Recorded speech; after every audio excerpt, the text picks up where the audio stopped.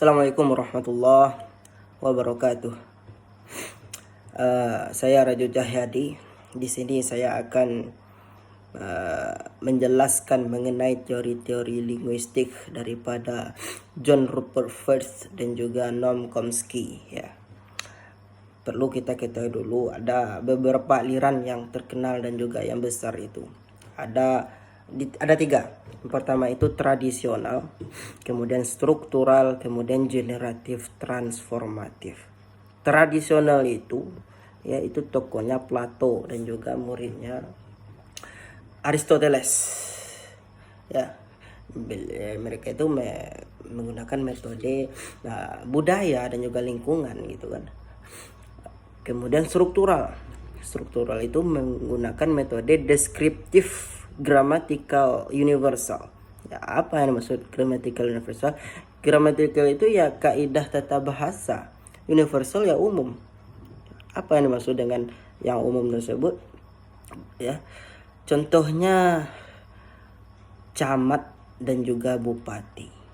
Nah, ini dua kata tuh. Apabila kita masukkan imbuhan ke dan an, ya, kecamatan. Kalau bupati, kebupatian. Betul sekali.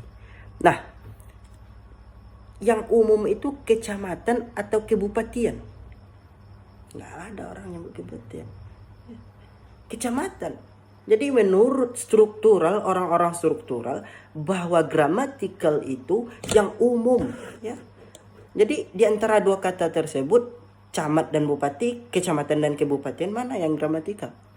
Yang umum. Yang umum yang mana? Ya, kecamatan. Ya, kenapa yang kebupaten itu tidak gramatikal? Ya, karena tidak umum begitu. Tidak umum. Kebupaten itu tidak umum, makanya tidak gramatikal menurut orang-orang struktural, aliran struktural. Nah, di dalam aliran struktural ini ada aliran yang bernama aliran London. Ya, aliran London atau fonologi prosodi. Ini tokohnya John Rupert Firth. Nah, John Rupert Firth siapa? John Rupert Firth lahir pada tanggal 7 Juni tahun 1890 di Britania Raya. Ya. Dia adalah seorang ahli linguistik tentunya. Ya, banyak lagi ahli filsuf juga. Ya, ahli linguistik pertama di Inggris Raya. John Rupert. Ya, dia membawa aliran fonologi prosodi atau aliran London. Ya, aliran ini sangat memperhatikan ya, komponen sosiologis dalam tata bahasa dan juga suka teori daripada dan juga suka penerapan daripada teori ya, dan juga suka fonologi tentunya. Nah, menurut John Rupert Firth bahwa struktur bahasa itu ada 5. Ada namanya fonetik, ada namanya leksikal, morfologi, sintaksis, dan juga morfologi. Ya, jadi bahasa itu merupakan susunan dari kategori tersebut. Ya. Tiap unsur dari kategori tersebut itu tentu memiliki atau mempunyai arti yang dapat kita bedakan begitu. Ya, contohnya kepala. Nah, kepala itu kita artikan ya secara fonologi ya kepala manusia gitu kan. Ya, kepala. Tetapi apabila kita masukkan secara morfologi itu beda lagi. Bisa jadi kepala sekolah, kepala negara. Ya, kepala negara tentu itu beda artinya, itu profesi itu kan. Beda lagi dengan keras kepala. Keras kepala ya sifat itu. Keras kepala sifat. Ya, makanya John Rupert Firth itu mengembangkan teori bahwa bahasa itu sesuai konteks situasi, ya, analisis fonologi juga. Ya. Ini saya terangkan di dalam fonologi prosodi ini ada 2 macam. Ya, ada namanya segmental dan juga suprasegmental. Segmental ini ada lagi baginya tuh, ada lagi macamnya. Ada vokal, ada konsonan, ada distong, ada apa namanya? Ada satuan konsonan. Ya, vokal ya itu a i u e o gitu kan. Kalau di Arab itu a i u gitu kan. Kalau konsonan ya b, c, j, f, ya, banyak lagi kan. Kalau distong tuh ya fai, fau, fai gitu kan, bai, bau, bai, banyak macam itu.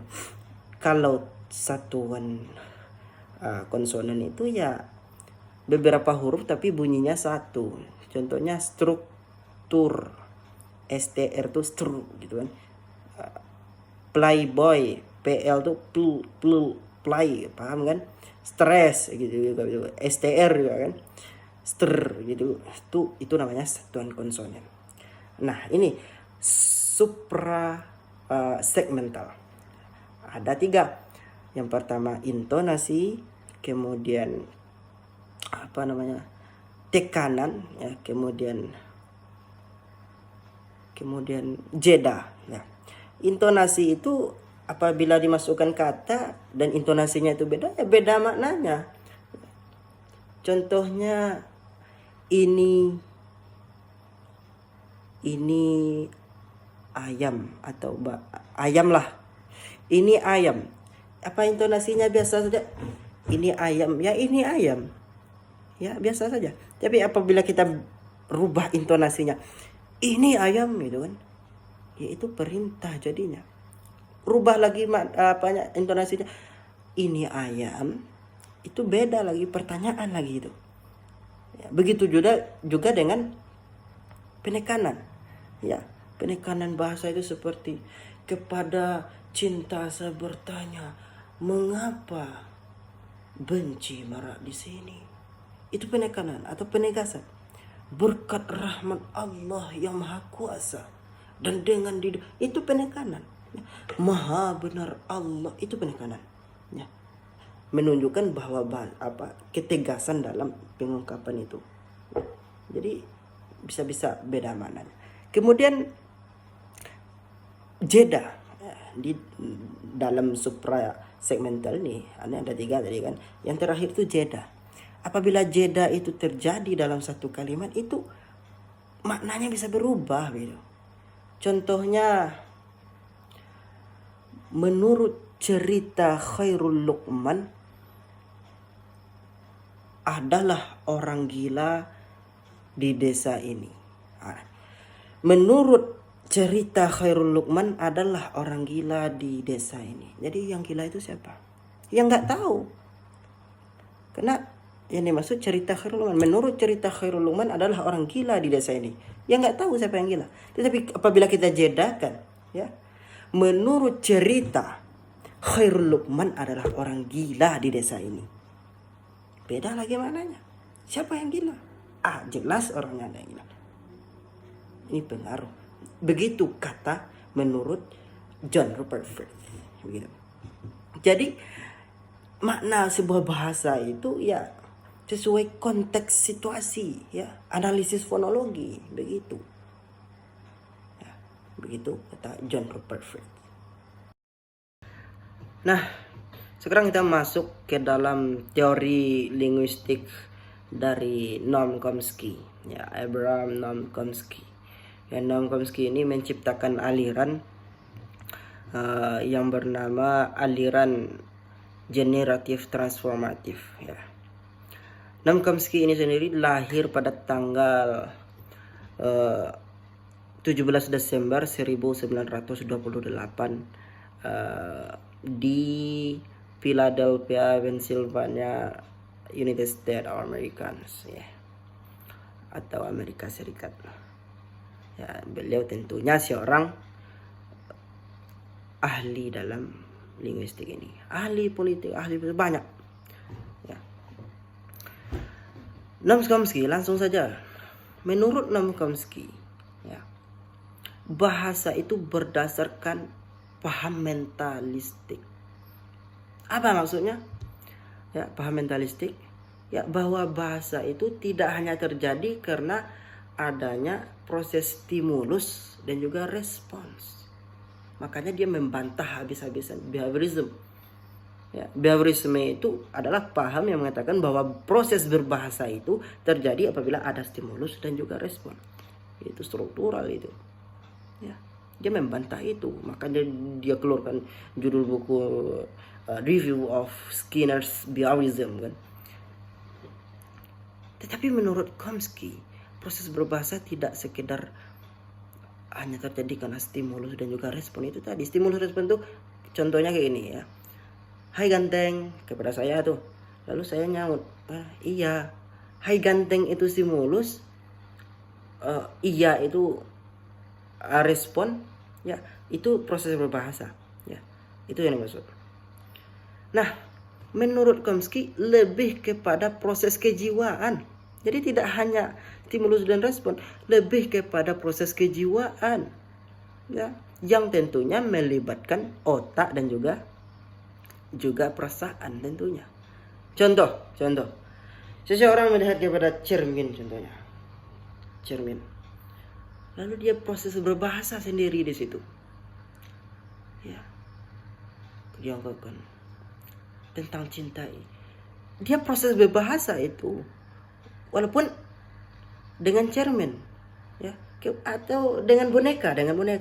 Dia melihat boneka itu lalu dia melakukan yang ingin dia ungkapkan, yang ada di perasaannya, yang ada di jiwanya, dia ungkapkan. Itu proses berbahasa walaupun itu tahu bahwa bahwa boneka itu tadi tidak bisa memberikan stimulus dan juga respon. Tetapi berbahasa lebih dari sekedar itu menurut Noam Chomsky. Ya. Kemudian bahasa menurut Noam Chomsky itu ya,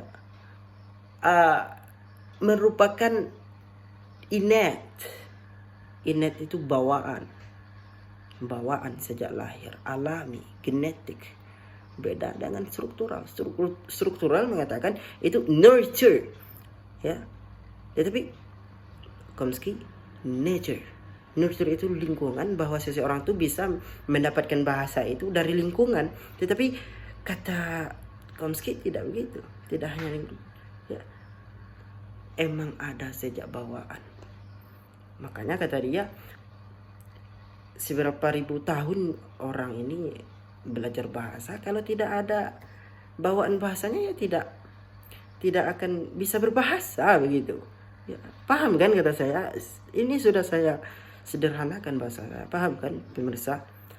Nah, jadi menurut Chomsky dia katakan tidak dengan lingkungan mendapatkan bahasa itu, tetapi sudah ada bawaan sejak lahir, genetik. Ya. Mengapa dia katakan itu? Karena dia juga meneliti. Penelitian itu kalaulah kan struktural mengatakan bahwa bahasa itu didapatkan dari lingkungan tuh. Ya, tetapi kata Chomsky tidak. Kalau dapatnya dari lingkungan, dia melakukan penelitian waktu itu. Ya, ketika itu dia meneliti simpanse. Simpanse itu kayak monyet itu. Ya, kalau dari lingkungan, simpanse itu juga akan bisa berbahasa. Kan simpanse itu juga memiliki alat bahasa seperti manusia kan. Otak dia ada. Ya, kerongkongan dia ada, lidah dia ada, mulut dia ada.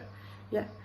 Lebih dari bertahun-tahun dia melakukan mendidik bahasa kepada simpanse itu, ya simpanse tidak bisa berbahasa. Jadi menurut dia bahasa itu sudah ada sejak lahir.